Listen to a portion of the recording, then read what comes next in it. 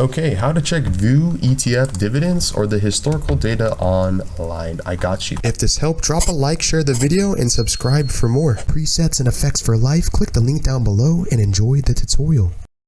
First website is stockanalysis.com.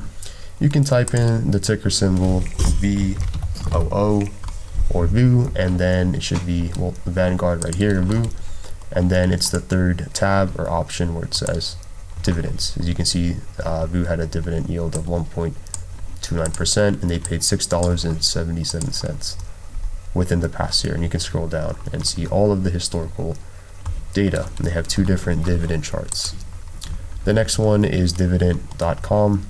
As you can see, we have a VOO and their distributions, their yield, the ranking, and more information here that this might actually offer more. As you can see, they have the different sectors that is being invested in VOO or this ETF completely for free. You have the calendar, the total returns per year, etc. Check it out. Links will be